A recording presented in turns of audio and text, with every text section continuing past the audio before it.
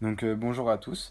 Donc pour vous resituer, avec Louison, on travaillait sur les conséquences de la crise du Covid-19 sur l'économie locale et finalement comment cette crise sanitaire et économique pouvait favoriser la création d'écosystèmes locaux plutôt que de profiter à la mondialisation. Et finalement pour ça, on s'est basé respectivement chacun sur nos lieux de confinement pour avoir une expertise plus proche de notre environnement. Donc respectivement pour ma part Montreuil et pour Louison Poitiers. Donc en fait depuis le début du déconfinement, ça a été pour nous un moment assez propice et assez favorable aller à la rencontre des commerçants. Donc on a fait la démarche d'aller les interviewer pour mieux comprendre comment ils fonctionnaient, ce que la crise sanitaire avait créé comme changement au sein de leur activité et ce que ces changements, ça allait faire évoluer leur activité à plus long terme. Euh, donc là, je vais vous passer quelques extraits des interviews que j'ai réalisées avec des commerçants et des artisans. Donc la première, c'est Julie Capouche qui est torréfactrice de café. Directement par rapport à ça. Et après, tout ce qui est entreprise aussi, je travaille avec quelques entreprises de Montreuil, donc, qui Qui ont commandait plus du coup. évidemment qui étaient en télétravail. Donc j'ai continué à travailler avec les amas, tout ce qui était circuit court en fait dans la ville de Montreuil. Donc ensuite, on a le Fournil éphémère qui est une boulangerie artisanale. Pour moi, le plus gros problème, nous on est là, hein, c'est pas un problème, mais c'est plutôt de communiquer, je sais pas, de trouver des trucs pour animer le quartier, les commerces de proximité, tout ça avec les clients. Ok. On a maintenant Nonante qui a une épicerie fine et qui est une cave à vin. Une perte de chiffres. Il y a eu un peu au début, puis après ça s'est revenu. C'est vite revenu. Oui, Ok. ça s'est vite revenu. Et enfin une céramiste de l'atelier des 3T. Moi, ce qui me manque un peu, mais c'est pareil, hein, c'est une question de temps parce que je pourrais le faire moi, mais voilà, je peux pas tout faire. C'est aussi les commerçants et les artisans en tant que tels, de les mettre en lien, eux, Oui. pour justement faire des partenariats, discuter de choses et d'autres. Donc, au final, le point commun de tous ces acteurs locaux, c'est qu'ils ont difficilement le temps d'initier des collaborations, des partenariats et de communiquer sur leur activité parce qu'en fait, ils ont, ils ont déjà du mal à s'occuper complètement de leur commerce, enfin, du moins de s'occuper de leur commerce, de leur activité, ça leur prend déjà énormément de temps et donc c'est difficile de s'adonner à d'autres choses. Pourtant, ils savent que ça pourrait dynamiser leur activité. Le confinement, ça a aussi permis à certains de plus développer leur distribution à plus petite échelle par manque de revenus. Et pour d'autres, ça a été aussi l'occasion d'avoir une nouvelle clientèle, comme l'épicerie Nonante, qui fuyait les supermarchés au vu de la crise et un peu de l'angoisse que procuraient ces lieux, et qui aussi prenait plus le temps de faire leurs courses. Et donc lui, ça lui a carrément augmenté son chiffre d'affaires pendant la crise. Donc, suite à mes conversations avec Nonante, l'épicier, je vais vous passer un extrait. Je me suis intéressé à la différence entre les supermarchés et les commerces locaux. Donc, je vais vous passer l'extrait. C'est peut-être plus facile d'aller au supermarché avec un caddie rempli, on se barre, directement que là les gens ils viennent ici, à part le papier toilette Oui. et les produits ménagers, ils trouvent tout dans la rue. Ouais.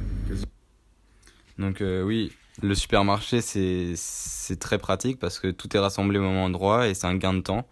Et les commerces locaux, finalement, ils sont tous éparpillés, c'est compliqué de les connaître et de les visualiser dans l'espace. Donc à partir de ça, je me demande comment rendre plus pratique la consommation au sein de la ville avec des commerces qui sont éparpillés. Euh, donc ça se fait en 3 phases. Dans un premier temps, l'idée ce serait de créer des rencontres entre les commerçants pour développer leur réseau, initier des partenariats dans le but de dynamiser leur activité. Ensuite, ce serait de les rassembler sous une identité, sans pour autant leur enlever leur identité propre. Le but, c'est de leur donner une plus grande force de com en groupe et pour qu'ils aient une plus grande visibilité. Et en 3, ce serait se poser la question d'informer les habitants sur cette consommation alternative et se poser la question des supports et des services qui leur permettraient de mieux appréhender les commerces dans l'espace et pour donc faciliter cette consommation alternative. Donc moi, mon rôle dans tout ça, dans un premier temps, c'était d'aller à la rencontre et de comprendre, aller à la rencontre des commerçants et des artisans et de comprendre leurs besoins et leurs usages pour les recenser et créer une base de données des acteurs locaux. Ensuite, le but, c'était de créer des liens entre eux, de les regrouper. De regrouper ces acteurs, le but serait de les regrouper sous une identité, une identité globale et de créer un écosystème. Ensuite, ce groupement de commerçants, d'artisans, il faut communiquer sur cette base de données qui est mise en place. Ça peut se faire via différents supports, donc via un service qui serait communiqué via différents supports, que ce soit support numérique, ça pourrait prendre la place d'une application mobile, d'un site internet, ou pourquoi pas d'un Instagram, pour dynamiser la communication et l'actualiser, on va dire.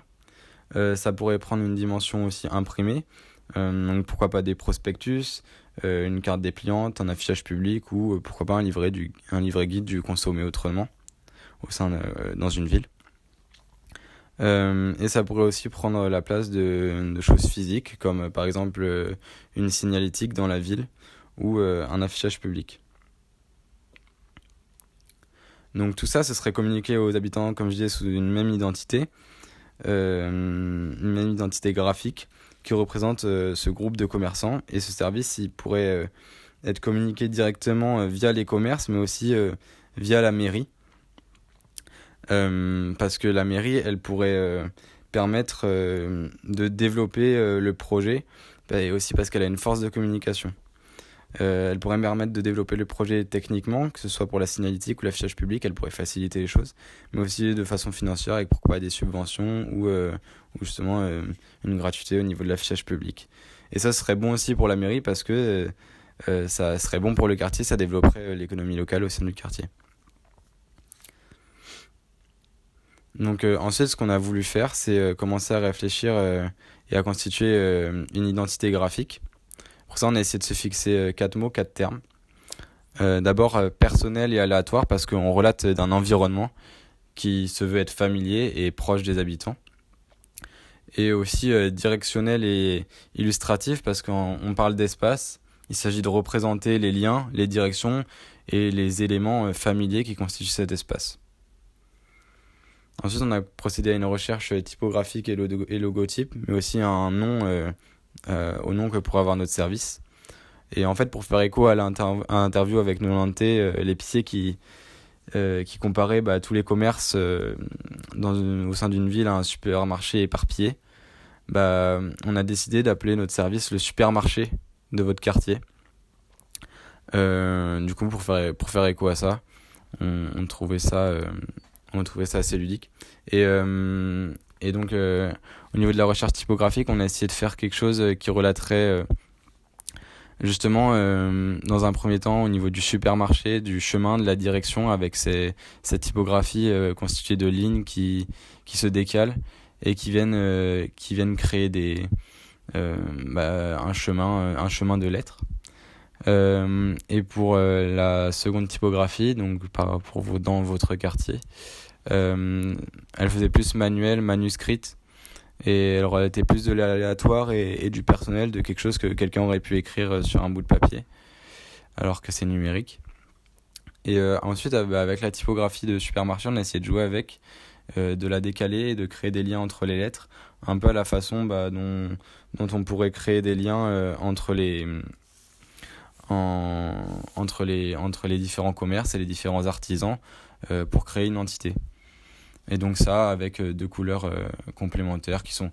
Voilà, cette identité graphique, elle n'est pas du tout fixe pour le moment. C'est des prémices et c'est quelque chose qu'on va continuer de développer. On essaie juste de constituer une base pour commencer à rendre visuelles nos idées et commencer à les communiquer aux commerçants et donc poursuivre cette collaboration avec les commerçants et les artisans pour avoir leur avis et construire le projet avec eux. Donc cette identité graphique, on a essayé de la rendre visuelle aussi via une cartographie sur média imprimé avec un dépliant en 3 volets. La cartographie, elle représenterait donc l'espace dans lequel les artisans et les commerçants se situent et elle pourrait les répertorier. Ce dépliant, il constitue aussi une base de données donc de tous ces commerçants, mais aussi il aurait pour but d'expliquer le projet. Il aurait un but pédagogique aussi, donc qu'est-ce que c'est que le supermarché, comment ça marche, comment pourquoi pas y adhérer, comment participer au projet et donc alimenter tout ça. Cette cartographie, elle pourrait aussi trouver sa place sur un affichage public ou le cas échéant affiché au sein des commerces, mais avec une visibilité moindre à l'affichage public. Les deux seraient le mieux. Et donc tout ça permettrait de faire connaître à la population l'initiative et de la faire comprendre rapidement avec pourquoi pas des slogans écrits sur le haut en gros. Cette cartographie, elle pourrait aussi trouver sa place donc sur pourquoi pas une application mobile. On aimait bien le fait que ce soit une application mobile parce qu'on parle de se déplacer dans l'espace et donc de se repérer dans l'espace, mais outre le principe de géolocalisation et donc de se repérer dans l'espace, cette application mobile aurait aussi peut-être un but de dynamiser, d'animer la base de données. Pourquoi pas communiquer via cette application sur des événements, des ventes communes, des paniers types, ce genre de choses. Et pour finir, pour le moment du moins, une signalétique qui pourrait pourquoi pas être au sol et qui reprendrait l'identité de la typographie et ce qui est aussi apposé au sol de la cartographie, ce qui constitue les routes. Donc pour créer un repère visuel devant les magasins et peut-être déclencher justement des repères auprès des commerçants et des habitants. Et on trouvait intéressant d'exploiter le sol parce que ça pourrait être aussi une façon, enfin en ce moment il y a beaucoup de commerces qui exploitent le sol en raison de la crise pour les distanciations sociales, etc. Et du coup cette signalétique pourrait être aussi en cas de deuxième vague, etc. Pourquoi pas être exploitée pour les distanciations. Enfin bref, c'est que des suppositions. Et voilà, donc tout ça c'est quelque chose qui est à suivre. On constitue ces premiers éléments pour pouvoir comme je disais, les montrer aux commerçants, aux artisans, avoir leur avis, avoir leur retour, continuer à faire évoluer tout ça et pourquoi pas commencer à présenter des bouts de projet à la mairie pour initier le partenariat, etc. Donc voilà, je vous remercie de m'avoir écouté.